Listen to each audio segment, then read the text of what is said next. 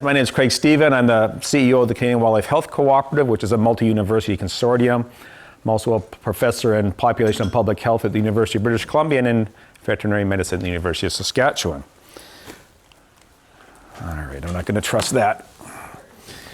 So some of the things I may say that seem a bit insulting to the audience, and you might know it already, but the first thing I find when I go to talk to people about surveillance and wildlife is what do we mean by surveillance? It seems obvious.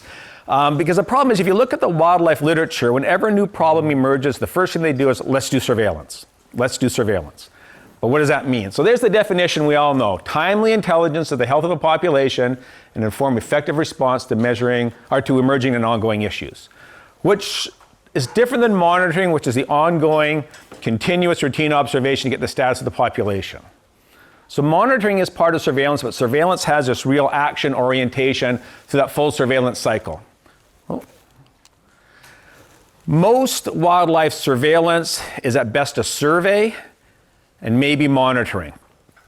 Usually because people get time-limited money to go out and look at something in response to an issue. So they're surveys because they're time-limited, they're not continuous, and they're not routine, and they're monitoring because largely they're not linked to action. So there's some real challenges I want to go to first with wildlife surveillance. The first is, I tell my students when I teach them about it, I said all wildlife surveillance is bad, but some can be helpful.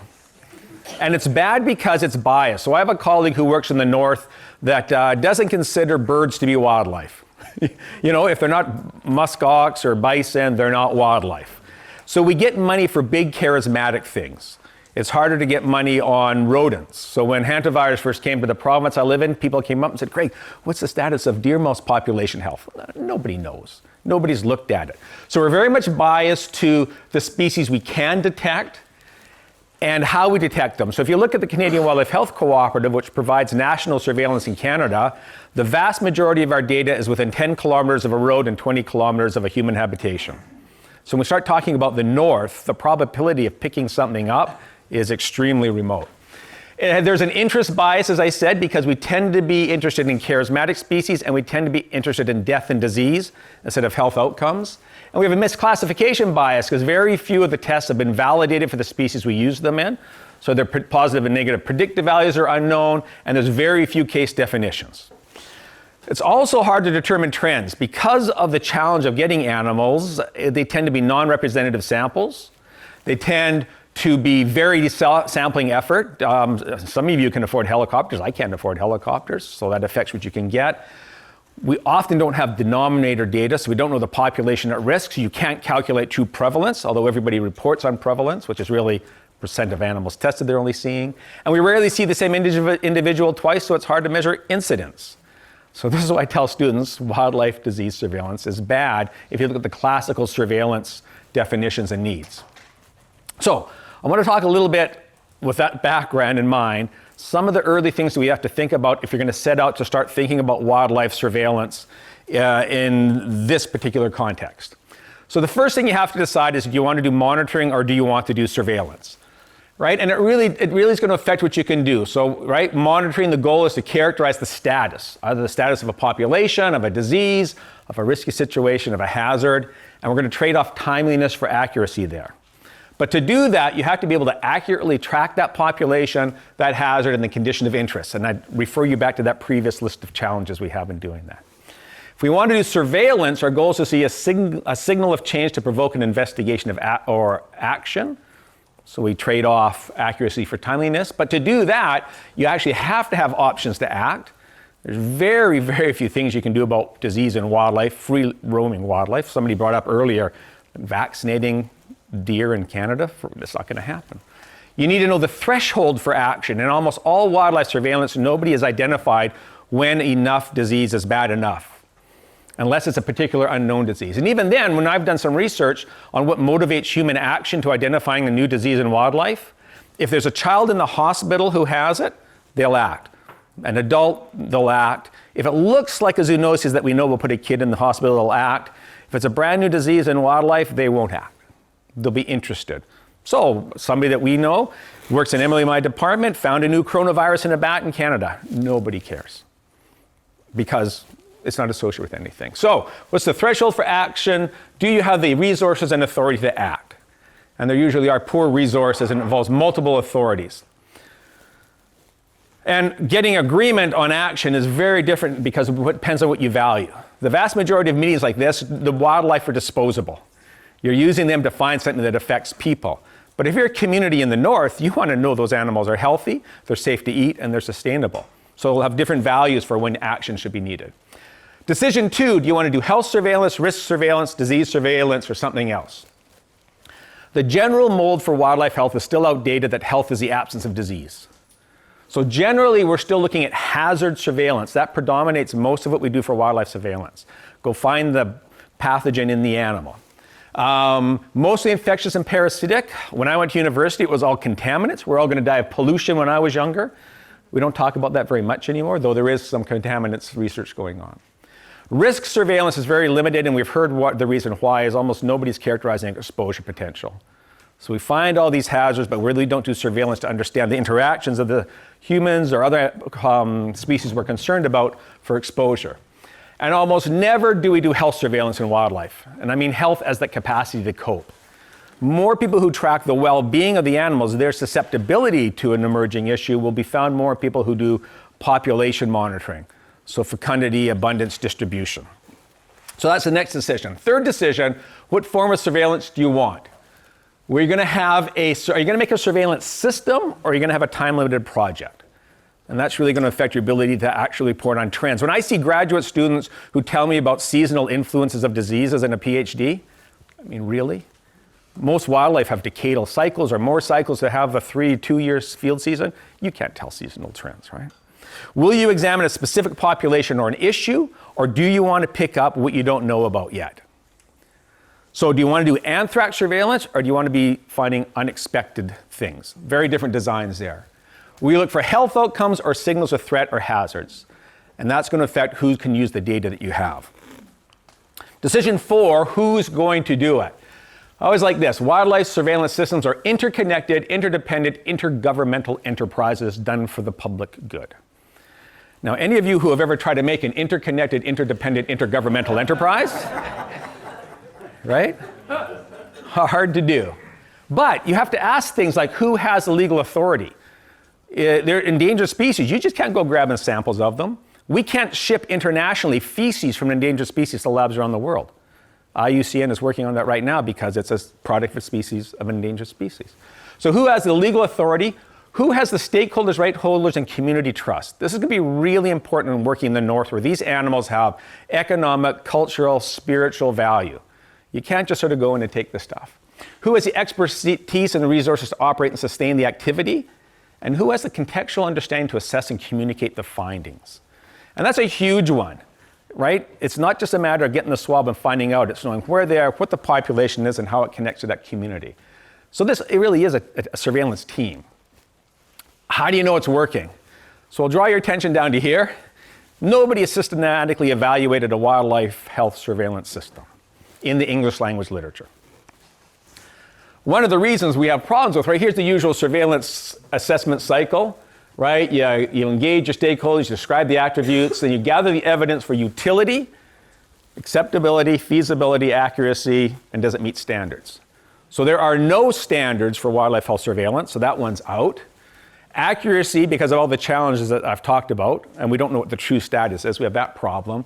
Feasibility, well, you know, if you're happy with those biases that I talked about.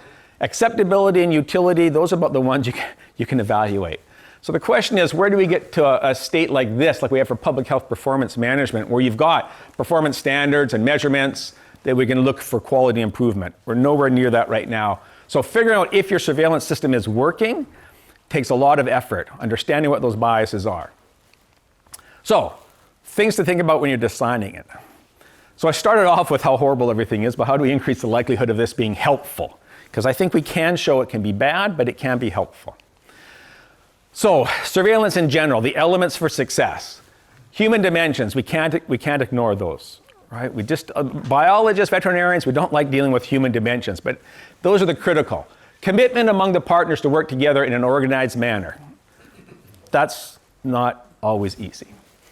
You got to respect the jurisdictions and the roles and the responsibilities, because wildlife health surveillance will be serving many different masters. Public health, agriculture, local community. You've got to figure out who you're going to anger the most or the least when you're doing it.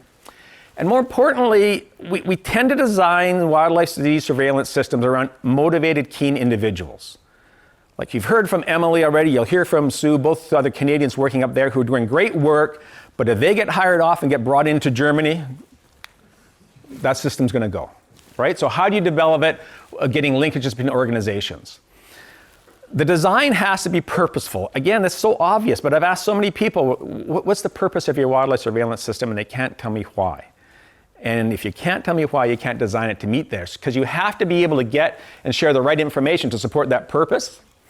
It has to be accessible to decision makers, partners, and stakeholders, and that's very difficult if you're going to start finding diseases of international trade importance. Right? USDA, Canadian Food Inspection Agency, will not want you to be telling everybody what you're finding in the wildlife there. For example, you've got to combine epidemiological and laboratory sciences and strategically link the people, the process, and the technology to meet your purposes. So I'm going to harp on this one again. Clarity of your goals, the roles and responsibilities. You need to have an agreed purpose. So it's easy to do when there's 6 of you in a research group who have a research question you want to ask. It's different if you want to set up a northern Arctic wildlife surveillance system or network. Agreement on what you need to look at to meet that purpose. Again, what are you trying to measure? So we often measure what we can measure and what's convenient, but what are the conditions and diseases we want to look at? And we need to put equal attention on finding and testing whatever you're looking for, as well as assessing and sharing. Because remember, surveillance is that assessment, communicate, and share. So for this initiative, for example, there's going to be huge issues around communication and risk communication. In northern Canada, communities are annoyed with southern researchers coming up again and finding one more thing that's wrong with their food, and publishing that without actually working with the people on how to communicate that. So we need to make sure we have a plan for collecting and distributing the information to be shared, and how you're going to manage that information and data. So our group has data from a number of different organizations, and the time we have to put into data sharing agreements and standards, it takes a lot of our time. And then how are you going to agree on how to interpret that surveillance outcome? Because if it is a collective and you're hearing 4 or 5 interpretations of the same data, the trust in your system is going to crash. So it's funny, I was at a meeting the other day. I have a minute or two for a story, don't I? And somebody came up to me and said, Craig, I hear they hired you because do you have an MBA? Are you great in business? I said, well, no, I don't. I've been a PhD. Well, I hear you're so good in business. I said, well, I tell people not to spend money we don't have, and to actually say what you're trying to do. Like, I never thought about doing these logic frameworks. So this is the logic framework for the newly approved pan-Canadian approach to wildlife health in Canada. This is what sold every Minister for the Environment in the provinces, the territories, and federally on supporting this wildlife health system that we're trying to develop. What do you want? What do you want? What do you want the outcomes to be? And what do you need to get there? Right? It's not rocket science, but we rarely do this, right? So we've done the same thing for our own organization, the Wildlife Health Cooperative. When I first started, people would say, why do you exist? The organization had existed for 25 years and nobody had actually said why they do that. So we're trying to link down the mission with your rationales, your activities, your outputs, and your outcomes. And the reason why I'm arguing for this now is because we often think about these long-term outcomes, but we just kind of hope we'll get there serendipitously. We'll get out there, we'll get enough samples, it'll be cool, and we'll get there. And I really encourage you, if you're going to start designing a wildlife health surveillance system, to do this exercise. And this is just a tabletop exercise, and you can share it with your collaborators and your communities, but then everybody at least knows what you're trying to do, and it's easier to ask for support and resources. All right, a couple special considerations for threat detection surveillance. Strategic early warning. We heard that from our colleagues, the idea of this earlier today. What you really want to know, I always say there's 2 things you want to know from surveillance. One is, that's weird. If you have a surveillance system that can reliably have you go, that's weird, you have a good surveillance system. But you need to understand why it's weird within the larger context of the scenario, what's going on. So to do surveillance, we got to take our usual quantitative data that we have of maps and graphs and add some of the internal and external information to put it into context. So we heard about this morning about epidemic intelligence. I really am trying to push us away from the idea of surveillance to health intelligence because wildlife data is so imperfect, you're not going to get a good signal from one set of data. So we need multiple pieces of information, the traditional disease stuff we're cutting, but also this event stuff. And the key is the people who hold the context that you'll need to understand your disease data aren't in the wildlife disease field. It's going to be meteorologists and community members and landscape managers and those sorts of people. So you're going to need them bring into your epidemic intelligence system. So here's an example we did in Canada. Avian influenza. People are annoyed that the farmers aren't they're not activating the biosecurity protocols when you tell them there's a new virus strain around. So knowing there was a virus was not motivating farmers to change their practices. So we said to the farmers, what would change your practices? What do you want to know? Did a multi-criteria decision analysis, stakeholder contribution. We found what they know. And then we said, because of my great business training, I have no money for this. What can I get for free?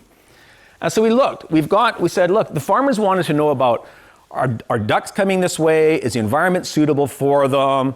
Is there some reason I need to worry something's on the horizon? So, like we heard earlier, we build something to scan social media, tracked Twitter, took 12 websites, searched for keywords, then pulled in free online stuff like, come on, Sue, what's the eBird, which is a volunteer citizen science birding network, free online weather data. And we tried to pull this together to understand how risk changed over time, because most of our risk stuff is over space.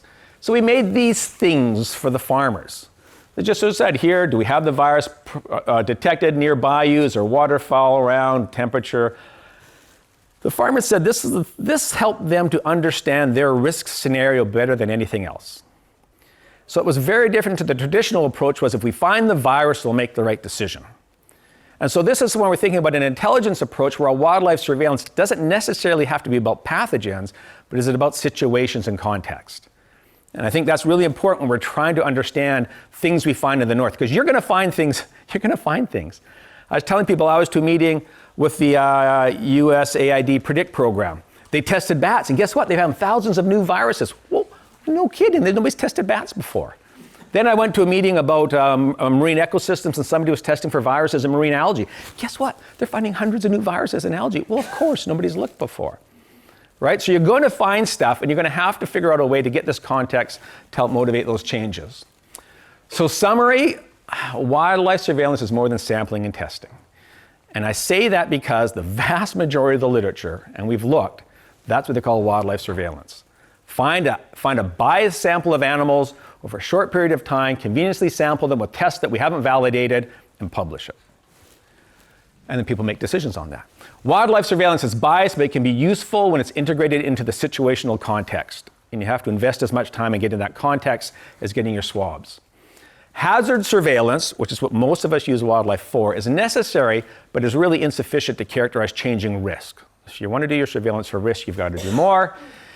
And part of that gets clarity on what you're trying to do, and the thresholds for actions are really essential at the outset of design. And I'd really encourage you to take that time to invest in the design before we get excited about rolling out testing wildlife, whether it's for public health protection, agriculture protection, or for conservation purposes. That's it, thanks.